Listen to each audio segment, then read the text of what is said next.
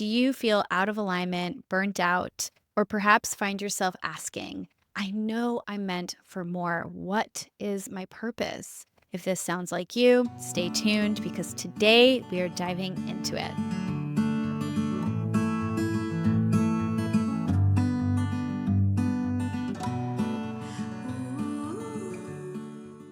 Today I'm speaking with Maike Gabriela, who is a human design reader and deconditioning expert who supports conscious people finding their way back to themselves and their purpose. Combining psychology with human design, Maike helps people identify and clear self-sabotaging habits that hold them back from their true calling.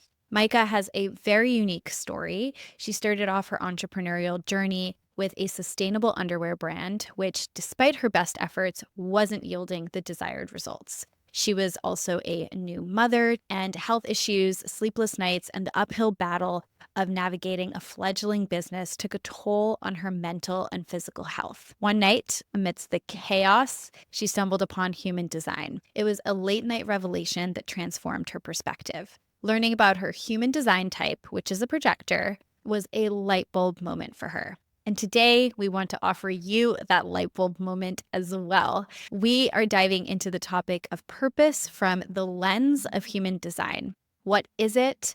How can we find it? And how can human design be a map back to our center? We're also going to be covering burnout from the energy types perspective and so much more. Let's dive in.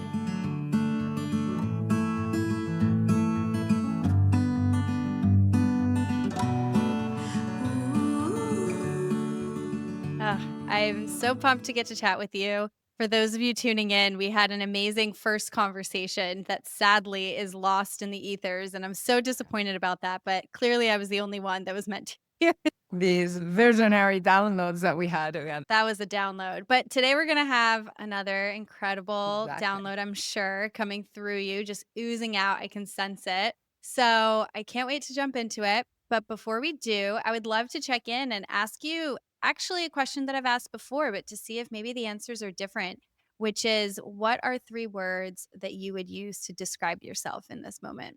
So interesting. I totally forgot about this question. I have to do a thought. Pause. Big, hard, generous. I don't know. I want to put the word miracles in because it's my word for the year. And miracles. I don't know. That's what we're manifesting. Like a miraculous being. I love that. I love that. You definitely didn't say that last time. I've had guests come on more than once, and I actually love asking this question because I do know that the answers evolve, and it's just such it roots back to that concept that we're ever shifting and we're always evolving, which I think is so important to remember since we have so much adversity and resistance to change. I I love love that. that. I agree. Yeah, I agree so much with what you're saying because one of the things that I really had to integrate in the last 6, 9 months is like this concept of seasons. As a mother, I was so caught in like, when am I getting out of the situation? When is it going to get easier? And with the business, it's the same. It's okay. When am I going to have a time to breathe?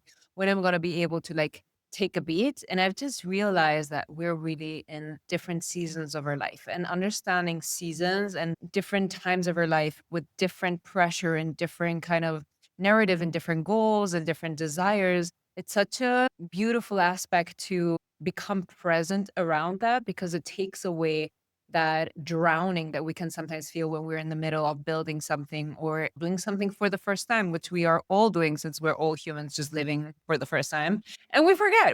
And understanding and being mindful of seasons of life, I think, can save marriages. It's really just, okay, so this is what's happening right now. It can be hard right now, but I know that this shall pass too. And it has brought me a lot of like solace and a lot of just like deeper empathy and kindness for myself and the people around me. That is so powerful. I have to ask you, this concept of seasons is so top of mind as we're moving in the Northern Hemisphere into this next season. The spring equinox is just around the corner. I can feel that shift. And one of the themes that is at the forefront of my consciousness is this notion of, yes, seasons, but also how we override them, right? Like in Western society, it's as though we constantly are capitalizing on the season of summer, the season of doing, the season of productivity. As you look at seasons and seasons of life, as your life is evolving and changing, and your child gets older, your business evolves and changes. How do you balance the natural ebb and flow versus plugging into almost like a sense of adrenaline energy? Because we can actually exist in a season of always doing if we wanted to until we burn out, and then we're being forced into a different season. And so, how do you balance that? So people can come for me, but I don't believe in balance. I don't believe that there's a work-life balance. I think that is BS that somebody made up to make people who are ambitious feel guilty and make people who can't, who don't, no, not even can, but who don't have the same drive feel better about themselves. But this is a very controversial take. I can already see your facial expressions. You're like, how dare you? I think if you're ready to build something meaningful, it will require more effort than other people who have not been able to build it. I think becoming a parent is a rite of passage where, as an adult, you become, there's a responsibility that comes with it that is a constant sacrifice that mostly doesn't feel great. And I think that, again, understanding that is the time where you are sacrificing your sleep, your health, your food. And again, people could come for me and they can be like against whatever I'm saying, but this has been my personal experience. And if you are somebody who has a strong attachment to your child, the survival instinct, there is very rarely the primary care figure that will not have to sacrifice very core instinctual mechanisms to make the baby survive, to help the baby survive. Like the first year and a half, your whole hormones, all of your everything is just focused on getting this little thing into the next chapter of its life and like surviving. And so I think that we need to just embrace the fact that there are situations in life that will be hard. And I just cannot subscribe to this idea of finding balance. What I do believe in is that the only way we get through all of these seasons is being deeply connected to our energetic authenticity. And so we can override our system, but it will always cost us way more than doing things from a place that is aligned. And so as somebody who is deeply entrenched in the studies of human design and energy, it is nearly impossible to find success in any of the areas of your life, being a mother, being a business owner, whatever it is that you are focusing on, if you're moving against the collaboration of the universe. You will just find so much more resistance. Things will be so much harder. So yes, there are moments where we can actually use that conditioning, where we can use that sense of like overriding our system to our benefit. But that is just in like small moments and small hits of dose where we are like, oh my God, this is incredible. What an adventure. And the only thing that will help us move forward is being energetically authentic. This is from just like my experience and my clients' experience. You have some powerful insights there. What are your thoughts on burnout? And does burnout vary by energy type? So I love burnout because our energy is a barometer on how aligned we are. So I truly believe burnout is a gift that is helping us see that the way we're doing things and the direction we're trying to walk is not the path of our purpose. So the way that I like to visualize is that our energy gets taken away because it's the universe's way to stop helping us move towards the direction that's wrong for us. And we get energized when we are getting closer to the thing that we're excited about, that we love, that's in our purpose, that's our gifts. And so the reason we are burned out is because our mind, societal conditioning, our beliefs around who we have to be and what life we have to create in order to feel a sense of belonging and and safety goes against our soul's true needs and our heart's true expression. Okay, that's huge. That's huge. And it's such a powerful reframe as well, because when I think about my own life, the height of my burnout with the pinnacle of my success, but in a industry and in a capacity that wasn't aligned with what I really wanted to do at all. And it was tough because on one hand, it was like, okay, on paper, success, yes. But my health was suffering, my energy was suffering, I was struggling. It took me a while to recover from that. So here's the thing, we can attain certain things by forcing and pushing human grit is incredible. Like the way that our mind can set a goal and be like, no matter what, I'm going to achieve that. And I found myself like that. I was hitting my head against the wall and I'm like, I don't care what happens. I'm going to make this happen for myself. And I was burned out, bitter, broken, had an autoimmune disease. I was overweight, had my second burnout before the age of 30, and all of that because I didn't know there was a different way. And so the interesting thing, you being a projector as well. So when we look at what an aligned projector looks like, I always like to use the example of Mick Jagger. So Mick Jagger is like an icon, a rock and roll icon from the Rolling Stones, and he's a projector. So if we look at his trajectory, he's 80 plus, I think, by this time. He has been on stage for over 20 years of his life and he never burned out. So projectors are only meant to work 3 hours a day, whatever that means. What that means is like you have a specific niche as a projector, and only within that niche, you're supposed to work 3 hours a day. Obviously, any projector that I know is obsessed with what they're doing. So we look at Kanye West, if we look at Gary Vee, these are people who look like they're working all the time because they're obsessed with what they're doing, but they're not burning out. So we need to reframe that concept that projectors don't have energy and really be specific about the fact that it's not consistent, meaning you don't have 10 hours with the same amount of energy every single time of your day. Okay. One day you'll have three, one day you'll have none, one you'll have, to work until 3 a.m. if that's what you're into. Mick Jagger has this trajectory of being on stage for over 60 years, on stage max, and we say his niche is being on stage performing to max, 3 hours a day, which fits, the projector profile. All of the rest of his time, he's using to learn and further get better at his craft. So he's learning poetry, he's doing ballet classes. And so we know that a projector is aligned when they are sticking to this one thing that they are able to explain better than anybody else, where they just see things in a way that they're just great at communicating with others, because projectors are not here to measure their worth through doing, but actually just explaining what only they can see. And if you do that for a long period of time without burning out, then you know that you found your purpose, and that is a sign of alignment. So, what does it look like for the other energy types? What does burnout look like for the generator or the manifesting generator, reflector, etc.? So the generator and the manifesting generator, even though I never like to put them together because anybody who's ever met a manifesting generator knows that they are no subcategory to anybody, they do have a similar energetic orchestra. And so what happens is that the generator and the manifesting generator have a defined sacral center. This defined sacral center is an energy center at the height of your belly button that is connected to your joy, desire, and creativity.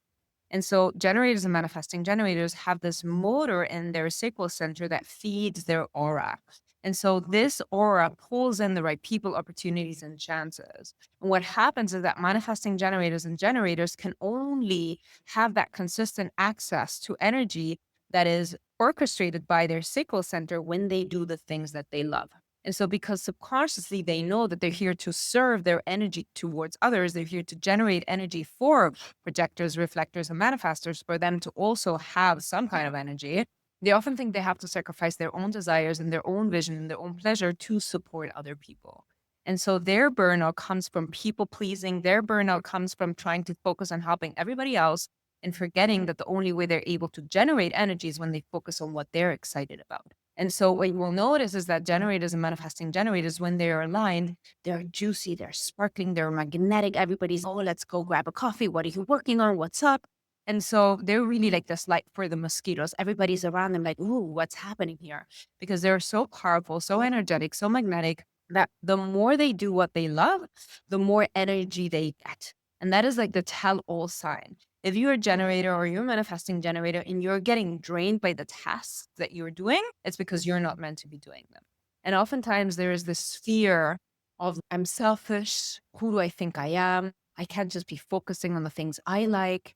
And this comes from this experience as children, where when generators and manifesting generators didn't have any conditioning, and their parents would be like, hey, you should throw out the trash. They're like, ugh, no, disgusting. It's like a hell yes or a ugh, no. So when they're children, they don't have any conditioning and they just respond to life with their gut. And that doesn't sit well with the environment, because oftentimes our parents had to be disconnected from their sacral center. And so just this shadow and this trigger that gets activated, how dare you say what you feel? Like, this is inappropriate, right? I had to hold in my desires. How dare you express yours? And so the generator, manifesting generator's child, only sees black and white. They love me or they don't love me. And the moment that the parents say something negative or something where the generator, manifesting generator, doesn't feel safe, they're like, you know what? I'll better go throw out the trash. And they go throw out the trash and then they come back. Always, obviously, throwing out the trash is just a metaphor. But generators and manifesting generator parents then are like, oh my God, you're amazing. We're so proud of you. And this is where the conditioning starts, because generators and manifesting generators then grow up believing I need to sacrifice my own desire in order to feel loved, accepted, and safe. And that is what we call education, because as parents, we're not able to see how strongly our children are already connected to their internal guidance. And that leads that gets repeated again and again and again. And generators and manifesting generators then grow up to be, young adults that don't know what to study, don't know what their purpose is, don't know what job, what career to pursue, don't know what to wear, don't even know what to eat, and end up incredibly confused. And so then they're constantly trying to get approval from the outside because they have absolutely lost that connection to their sacral, their desire, their sensuality, their sexuality, and their creative energy. Huge. What about reflectors? Because they're a very unique energy type. So reflectors are so different than all of the other energy types because they're ruled by the moon. So all of their energy centers are open, meaning they don't have their own definition. They have nothing that they're going to overpower other people with. And so they're designed to take in and let go. They're like Teflon. Their aura works in a way where they absorb and they taste and they probe and they try the different people that they're having in front of them, the different environment that they're sitting in. Their magic is that they just taste it and then they let it go. What happens with an unaligned reflector that is scared to live in that freedom of being whoever, whatever, whenever, is that they try to hold on to the energy that they encounter to find a sense of individuality, to find a sense of this is who I am. The moment a reflector tries to hold on to external energies that are not their own, to have that internal sense of safety, like I have something to hold on to, I'm not that weirdo that's just flying freely through the world, they actually become sick. They're highly sensitive. So they're wearing the burden of the world. And that makes them just move away from the surprise that their life is meant to be. And so they can get very drained and they can get very conditioned by the people they were raised in, the company they're working in, the group of friends that they're in. And you can always assess the environment, the social environment, and the people that they're with, the team that they're working for. And everything you don't like about the reflector is actually a reflection or a mirror of what's not working in the whole company and the whole system. So their attributes, what they're complaining about, their lack of whatever, and things that you love as well, are going to be a reflection of their environment. And so reflectors are here to wait 28 days before they make a decision, because every week they're going to feel the transits of the planets, which influences how their chart works. So one week they feel like a projector, the next like a manifesting generator. And for them to be able to make an aligned decision and work with their energy, they need to probe and test all of these different energies out until they can make a real assessment of what they actually want. So it sounds like when it comes to human design, that burnout that we talked about, just to kind of bring it all together, really comes from moving out of alignment with your own unique design and operating in that way that is not in alignment, and also moving away from your authenticity in a way. Absolutely. Yeah. So I think that is huge because a lot of people, as we shift into the topic of purpose, which you had such an amazing YouTube video about the other day as I was researching for this podcast, I feel like for a lot of people, on one hand, they're like, all right, I can get on board with the human design stuff and start to operate more like my energy type. But when it comes to purpose, that is a daunting ask. I feel so disconnected from what that could be. There are limitless choices as to what I can pursue. I don't know what my purpose is. I feel like that question of, I don't know what my purpose is probably so common for people. How do we find it, right? What is our purpose? How do we find it? And does that journey look different per energy type? I have so many clients and they come to me and they're like, what's my job description? I'm like, that is not your purpose. And so, oftentimes I think purpose is this far thing, this unachievable, like outside in the galaxy thing that we need to find. And that has not been my experience. And so I truly believe that purpose is just showing up as your whole authentic self to share your unique gifts and your human consciousness with the people in your life and the people that you attract into your life. And so purpose is not something that is to be found. I feel purpose is something that will be revealed to you. And so when you start aligning yourself energetically, you can stop using your mind because your energy will attract the right people, opportunities, and chances. You no longer have to be making a list of how you think your life has to look like, but life will show you and teach you how your life is meant to look like. So instead of trying to find control and be smarter than the universe and be like, no, no, I'm finding my purpose. I'm doing X, Y, and Z, and then I will find my purpose. That's really not how I've experienced purpose at all. And it is really just this unraveling of your energetic being. And once you're able to tap into your uniqueness, it will reveal itself to you. I love that. You touched on a really important point, which is the notion that your purpose does not necessarily have to be your job description. In our society, we're so fixated on what we do is who we are. Well, if there's somebody who is feeling very burnt out at work, they feel that depression where they know that they're out of alignment, but they're really struggling with taking any sort of a step forward. Their immediate reaction is, okay, let me move jobs, move countries, like change this environment.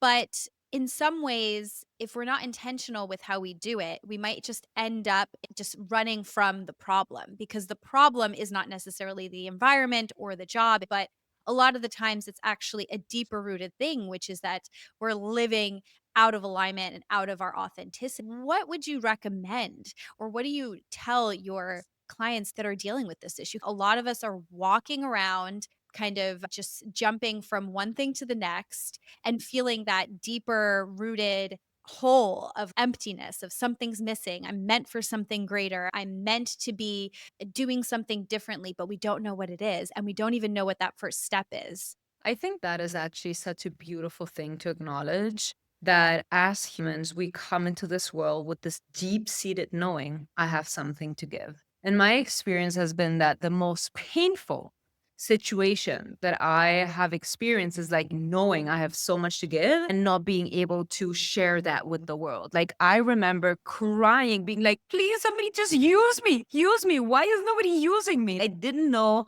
how to get what I was feeling inside out into the world.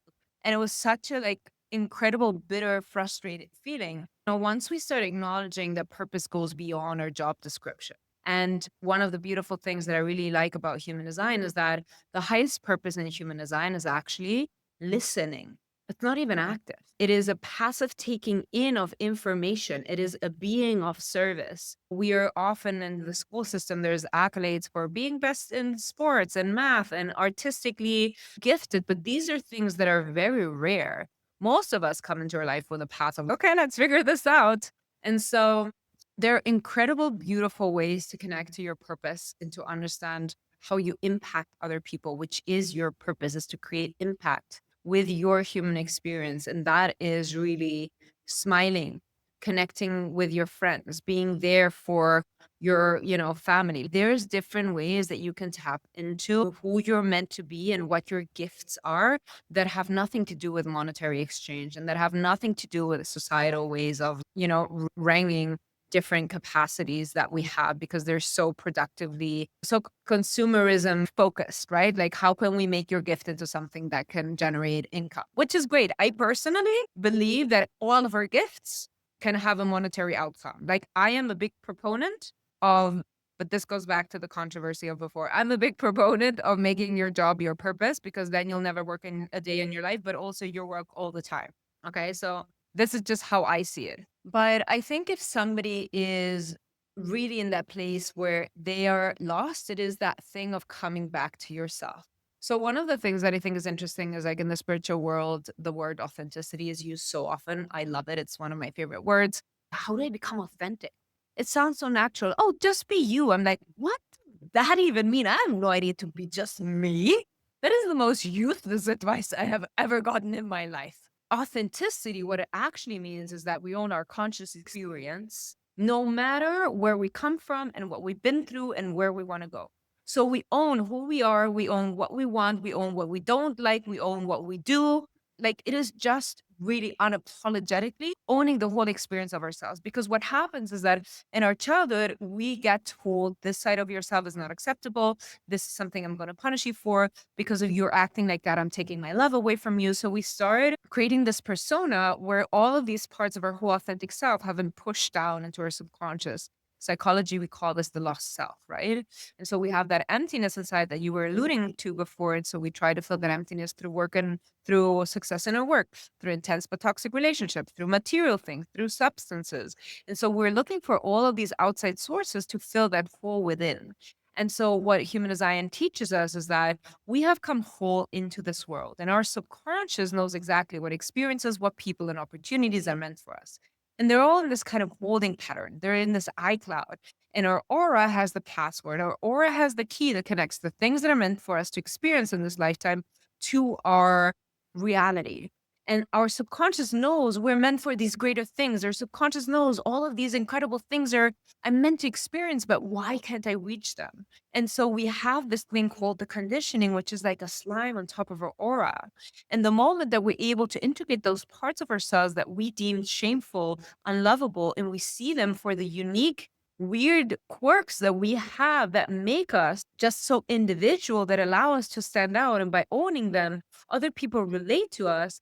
That through that healing of bringing back all of those parts that we've rejected, we're able to take off that slime from our aura and our soul can go back to connecting to the right people, opportunities, and chances in our life. You so eloquently touched on the lost self and that hole within. It's wild when you start to even go back to a lot of spiritual texts, they all talk about this kind of disconnection from your heart, from like that deeper part of who you are, that shared conscious, that godlike, that in Buddhism it's the Buddha nature that is found within every single person. It's that it is within each of us, that disconnection from it. Not only does it take us away from our sense of connection with others, our oneness, that open hearted state, but it also takes us away from our authenticity and our joy. And it's wild when you reflect on how every single spiritual text really does speak to stepping away from the noise and coming back home to yourself. And so when we talk about coming back to your purpose and really getting rid of, as you called it, that toxic slime and engaging with life and being truly present to life, living from your heart, not from your head, that is like the root of where you can find your authenticity. And that is the roadmap to finding your purpose. Do you feel like purpose is a stagnant thing? You're a mother, you are a human design coach, you are a business owner, you are a conditioning expert, you are a human design reader. I feel like people are looking for a definition of I am X. How do you view it? Is it something that's evolving? Is it something that is stagnant? So before answering that, I really want to just take a moment to highlight this very profound thing that you said, which is that we have to live life to find our purpose. And I think that one of the reasons I really dislike the whole narrative around healing is that often a lot of people believe that they need to be fully healed to find their purpose, fully healed to find their romantic relationship, fully healed to make millions, to whatever your dream is. Okay. And so I do not believe that healing stands in the way of you receiving anything. And that was my own issue when I started. I had an autoimmune disease. I felt broken, lost all of the things. I was like, no, I can't. I have to be good. I have to be healed to receive. That's not how it works. I truly believe that the biggest healer of all is life. No course, no tool, no human design, nothing will teach you what you need to learn as good, as precise at life itself. And so what happens is that life will put obstacles in your way that are triggering the exact thing that you're supposed to work on. Life will bring hurdles, obstacles. Right now, we're going through Venus retrograde, Mercury retrograde. Love things are triggered, money things are triggered. Like we're all collectively going through these things astrologically, but then life just teaches you the lesson you need to learn. If you are always used to attracting a toxic pattern in men, there will be one of those patterns that will bring you down so big that you will never again accept a toxic man in your life. And so the healing process scares me because people are like, Oh no, take your time to heal. Unless you have a concussion or a broken leg, stop trying to avoid life to heal. Because that's what I see so many people do. People stop avoiding confronting the shit life throws at us. Oh, because I need to heal. And I think it is the opposite. It will bring you down a spiral that will get you worse and worse, deeper and deeper, sicker and sicker, and then like more down rock bottom because it's asking you to level up, because it's asking you to confront, because it's asking you to show courage, to be brave and confront the shit that life is teaching you to need to overcome to get to the next level. And so I am such a proponent of throwing yourself into life. No matter how your health condition is, no matter what you're going through, the more you jump head first into life. And there's this beautiful visual that I love that is like buffaloes, when they know that there is a rainstorm coming, they run towards the storm because they know the faster they run towards the storm, the faster the storm will go over them. Right. And we're just like trying to run away from the storm. I don't want to get wet. That's not how life works. Life will make you confront this shit until you are ready to confront it. And if you are taking a break from life, no, the triggers are too much, my nervous system, like no shade, but you gotta confront the shit because it's going to get worse. Your diseases are going to get worse. It's going to get darker. You're gonna feel more disconnected, more disempowered, less energy. So I just want to just reiterate that life is the biggest teacher. No human design, no course, no whatever. Life will teach you, but you have to dare to live life. And it's not easy. It's scary and it hurts and it confronts us with our fears and it makes us, rip open our heart. And sometimes it just looks like everything's upside down and we don't know where's up and we don't know where's down. But life is our biggest teacher. So always confront life. I feel like that just speaks so well to what you were saying around that finding and experiencing who you are in an authentic way. I think that there's this misconception in the spiritual world that spirituality and authenticity and purpose can be found when you're sitting on a retreat in Costa Rica feeling fantastic. And I think you bring up such an important point that this is exactly it. It is the engaging with life that brings us that sense of completion and alignment. It's not the running away from life. And I think I shared when I spoke with you last time, my mom is very ill. She has stage 4 cancer. And this is objectively a very tragic situation. A lot of people would say that. And I and so many other people who have gone through tragedies like losses in the fires or people who have overcome or are going through these obstacles will also share, and I can say this from my own experience, that these times in our Yeah. lives are also the moments that feel the most alive, right? That feel the most alive. Like the worst moments are also in some ways the best moments. Not that we would ever wish them upon people. And so I think it's so powerful what you're saying about running towards the storm, metaphorically speaking, but to not run away from that. And that the seeking is not necessarily to find a destination of, like I feel so great. It sometimes requires experiencing the fire itself.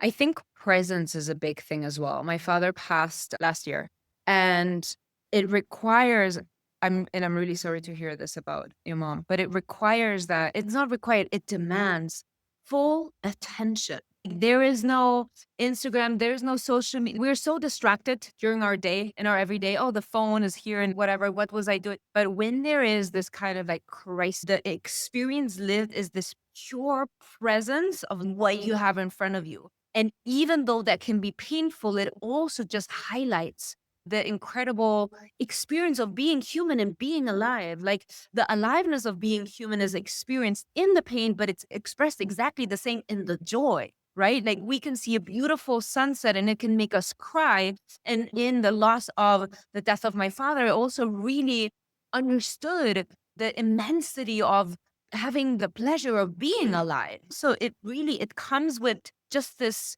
aliveness in this presence that requires feeling fully what's happening in front of us. Another thing that I think is really controversial that fits into this like understanding is that a lot of the spiritual community wants to tell us like you're worthy just because you exist. And even though that's like a beautiful concept that I want to choose to believe, I am not certain that I am worthy just because I exist. And my personal experience was definitely not that I had self worth when I wasn't tuned into my purpose. Because we all know we have something to give, but when we're not giving, we're not contributing. And so there's a lot of discussion because it triggers people who are trying to move through people pleasing and they believe their worth comes from doing. But there is an essence of our purpose is what we do. And it doesn't mean in what we do for other people or what we do in a work capacity, but it is really understanding that when you are tapping into your unique gifts, you are utilizing your life force to contribute to the expansion of the world. And the thing that I see most, that is the most transformative thing in the certification that I do, also I have this training where I help other people become human design readers. It is not only the high income skill, blah, blah, blah, whatever. It is really that they have a tool with which they can support other people and they impact other people. And the feeling that they get that their life is worth something because it is impacting another person in crises like the fires that you had, that togetherness of we are together creating something that is helping other people, that sense of that is our sense of self-worth. Saying we have worth just because we have worth sounds amazing. And I choose to believe that because I believe all humans are here for a specific reason and have their unique gifts. But only when we tap into those gifts and we find a way to communicate them and share them with others are we actually experiencing that feeling of self-worth. It doesn't just come from magical thinking and knowing I have worth, I have worth. That's great. But you're not embodying that, you're not feeling that in your heart and in your gut unless you're really noticing how you are impacting other people. And I just want to emphasize for anyone listening, because when we think about doing, we automatically go straight to the job doing. And I just want to remind everyone what you had said earlier, that doing, that creating with your life force can come in so many ways. One of my favorite examples is this reflector called Amma. So Amma is famous for hugging people. She goes to different countries and thousands of people come to get a hug. That is her purpose. Because there's something about being a reflector, reflecting, mirroring back, like hugging yourself. I don't know, but it's a spiritual experience. And there's thousands of people to come to just hug her. Isn't that so beautiful and so powerful and just moves us out of this conditioned way of what, work and purpose needs to look like. Okay, so back to the initial question, we went way far of that. Yes. I don't think purpose changes because purpose is always my essence.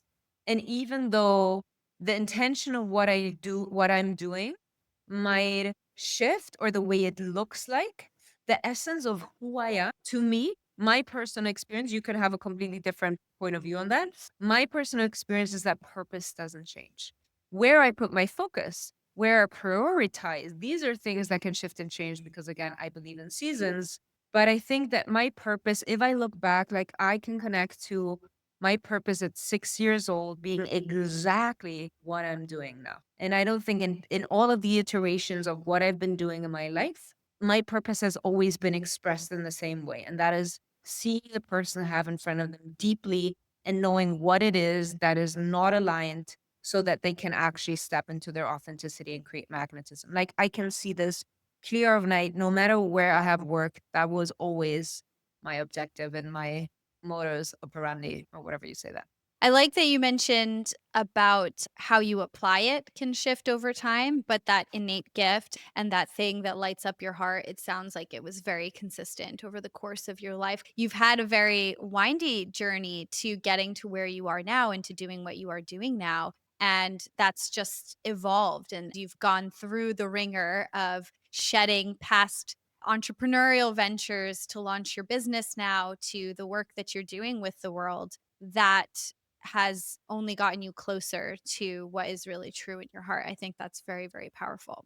Very Thank powerful. you. Okay, Micah, I could chat with you for hours, but we are literally coming up on time. So please tell me, where can people find you? What do you have coming up? I know we're going to have listeners that want to connect with you. So, my favorite thing about human design is that there's something called the cellular activation. And the cellular activation is something that happens only through an oral transmission. And that is that the human design language carries a certain frequency that it will awaken your dormant DNA. And with that, it will push, accelerate, start your deconditioning process. And so the more you listen to either you get a human design reading or whatever your sources, you listen to the human design information, the more impact it has. And therefore, I obviously have a bunch of offers, but if you want to dip your toe, if you just want to get to know me better, and if you want to start experiencing human design and just understand it deeper, I have the Human Design Portal channel on YouTube. There are nearly 250 videos of like in depth. I am so generous with the information I share there. You will get so much out of that. The community, I've never had such incredible feedback. I mean, in my life events, but the feedback that I'm getting on YouTube blows my mind. People are like, you should have 1 million views. I'm like, yeah, I believe that. No, but it's so rewarding to share the content on YouTube. So if you just want to get to know me and want to, feel out how things are feeling with what I do beyond this podcast, go check out the Human Design Portal. It's for free. Tons of information.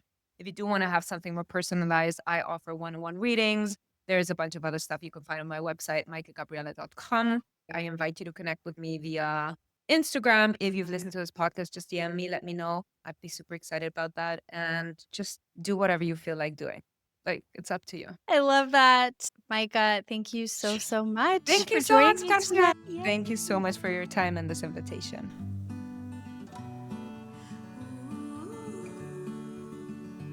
Thank you so much for tuning into The Other Way. If you enjoyed this episode, please leave a 5-star review. It really helps the podcast grow, and I'm ever so grateful. If you want to stay connected, you can find information on how in our show notes. And finally, if you're curious about inflow and want free resources around cyclical living or moon cycles, check out inflowplanner.com. And of course, for all my listeners, you can use the code podcast10 for 10% off any purchase. All right, that's all for today. See you next time.